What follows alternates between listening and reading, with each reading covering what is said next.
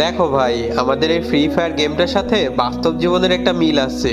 আর সেটা হচ্ছে, আমরা যখন এই গেমটা স্টার্ট দিই তখন কিন্তু আমাদের কাছে কিছুই থাকে না। আমরা শূন্য হাতে গেমটা স্টার্ট দিই।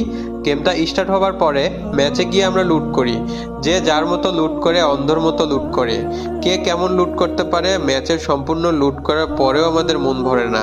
আমরা মনে করি আরও লুট করি, কিন্তু লুট করতে করতে আমরা এইটাই ভুলে যাই যে আমাদেরও এক সময় মরতে হবে।